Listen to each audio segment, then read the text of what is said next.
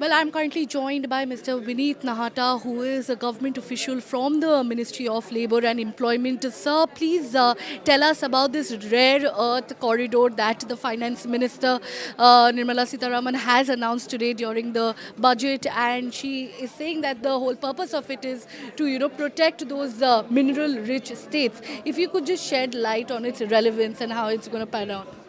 My name is Vineet Nahata. I happen to be one of the members of EPFO, the central board. Now, I would like to congratulate Honorable Finance Minister Nirmala Sitharaman for making this announcement for a dedicated rare earth magnetic mineral corridor spanned over four states: Odisha, Tamil Nadu, Andhra Pradesh, and Kerala. Our country needs to be self-sufficient and self-reliant in procurement of these critical rare earth minerals, which are extensively used in. Happening for the first time, this kind of a rare earth corridor. Yes, this is for the first time. Actually, the industries which use these rare earth minerals happen to be semiconductor, EV, and defense manufacturing. So China happened to be monopolizing this particular area, and now they have said that they are not going to export. So India has taken several initiatives like, forming treaties with countries like Australia, Peru, and Chile. But in today's world of economic disruption, geopolitical tension, and tariff and trade war, these treaties are not tangible, durable solutions. So, self sufficiency in these critical minerals happens to be an absolute necessity. The budget has made adequate provision for taking a step forward in this direction, and this is going to be really beneficial for the economic growth of the country and to support the industries which use these minerals as their raw material. Right. And it's also an environmentally conscious decision by the government. Thank you so much, Mr. Nahata, for speaking to NDTV. Well, as always, the education sector gets a lot of limelight when it comes to the budget allocation, and rightfully so. In the ninth budget presentation by the Finance Minister Nirmala Sitharaman, there has been a lot of announcement when it comes to new, hostels for all women students and new colleges, new institutions. Well, to talk about that, I have with me Mr. Kuvar Shekhar, who is the Chancellor of Shobhit University and also the Chairman of ASSOCHAM when it comes to the Education Council, the National Education Council. So, your main takeaways from the budget for the education sector? I'm really thankful that the budget is talking about capacity building and about employment and empowerment of the youth. So, if we look at the budget in totality, like it started with biopharma. So, biopharma is one of the sector where a lot of human resources is required globally, and with the EU FTA, definitely more and more resources and people are required. So, I'm happy that new NIPERs are coming up. Along with the biopharma, we have talked about many other institutions like right from yoga, naturopathy. We are talking about many other skills, hospitality. We are talking about. Talking about also, the Indian Institute of Creative Technology in Mumbai for setting up content labs in 15,000 secondary schools. That's quite an interesting and appealing opportunity for the youngsters out there. Yes, it is interesting and appealing. At the same time, it is challenging also because for one institution to create content for 15,000 schools. So, if I look at the intent is very good in this budget, and this budget I look at not as a political budget but as a global budget because global human resource has to be created, and every aspect has been taken care in education and skilling. I really appreciate and congratulate the government for talking about 5 university towns also that which will be near to the industrial areas, so that industry and academia gap what we talk every day may be filled better way. Are there fears of execution? Because we make a lot of plans and come up with a lot of schemes, but when it comes to implementation and execution, there is a very big question mark there. Yes, it is there. You know, budget estimates, and if I look at the revised estimates, there was Last year's? yeah, in last years there was a huge gap. And many times what happens, if I look at the total budget from perspective of my perspective, I am representing private sector also. Like in India, 60% of education and enrollments are either with the regional institutions or with the private institutions. The budget focus is generally on the institution creation of new institutions like IITs. We have created a lot. We are creating Institute of Design. We are talking about biopharma. We are talking about Ayurveda. But my always concern is we have 1,200 universities, around 43,000 higher education institutions. They also need funding because education is today infrastructure centric. So talking about the state of the current existing institutions and a proper distribution of funds is the need of the hour, because of course today we have to look forward, and the FM finance minister has talked about new Ayurveda institutes, 7 of them, and Nimhan's 2.0 that will come up. So these are appealing opportunities, but as you said that the current existing infrastructure also needs to be looked at. Yes, this is what actually is needed because, like, it may be aligned with the performance, accreditations, approvals, or patents, or many other things like research based, but that funding has to come to the institutions in a proper proposition. It cannot be that we are creating new institution or maximum of the money is going to those institutions, those who are already existing in the government system. So this is one thing. Secondly, as I was telling that infrastructure centric education has become, digital infrastructure is very costly.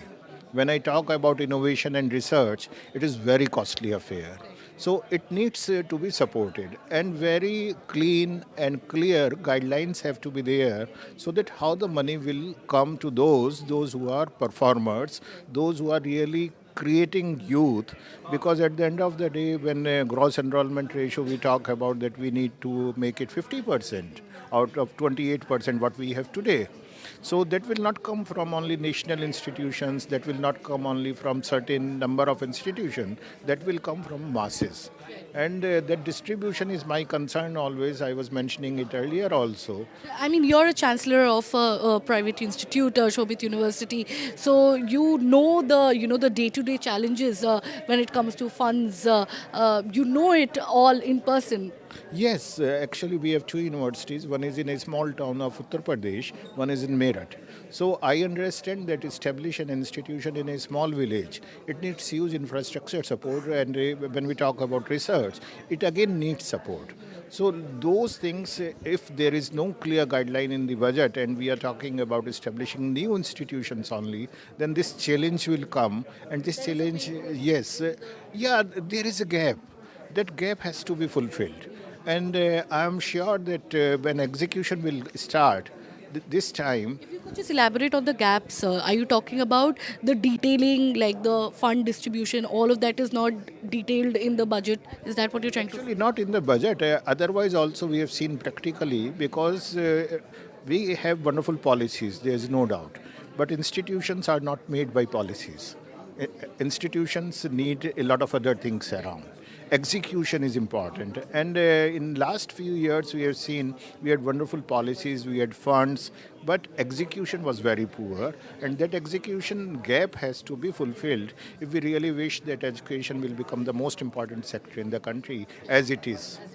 Right. Thank you so much, sir, for speaking to NDTV. As he rightly said, that the need of the hour is to fill that gap between proposals, schemes, policy announcements, and its execution. Well, I'm currently joined by Mr. Praveen Mittar, who is the Vice President of Green Co.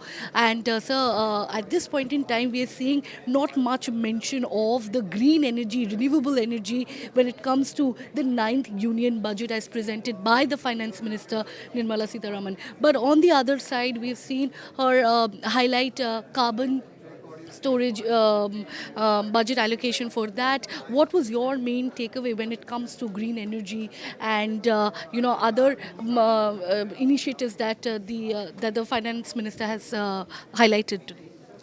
See, directly, if we say there is nothing directly communicated on the energy storage as of now, there is some relief on the lithium iron storage batteries on the customer relief. There has been a encouragement towards the carbon storage systems, where their storage system also they have a bigger allocation around 20,000 crores for that. There's another. Simple words, how do you think its implication will be? Carbon storage system, I don't think there will be much implication directly on this, but there is another encouraging thing on the data centers. They have given a lot of relief and encouragement on placing data system in the country.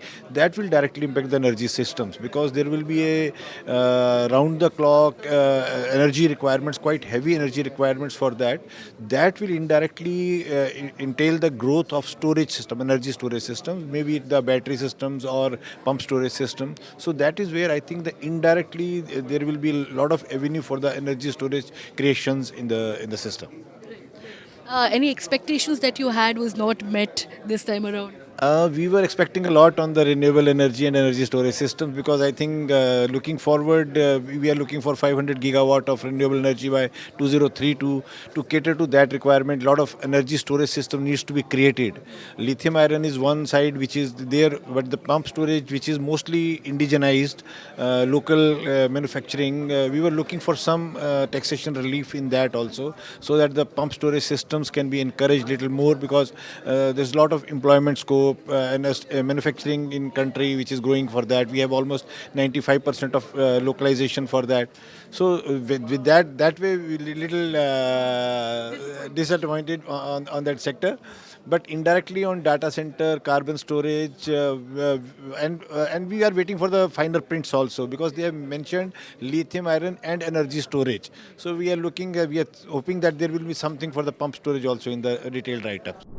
Well, I'm currently joined by Mr. Ramachandra, who is the director of VGuard and is also the chair of Ease of Doing Business. He will shed light on the kind of budget proposal that has been announced by the finance minister for the MSMEs. So, firstly, we understand that the government has talked about reviving 200 industrial clusters to boost regional industrial growth and MSME revival, and also an announcement of 10,000 crore MSME growth fund for the MSME sector has been announced. What is the implication of this, and how do you make sense of this announcement? Are you satisfied with it? Yeah, I think this budget has brought some extraordinary focus behind growth for MSMEs.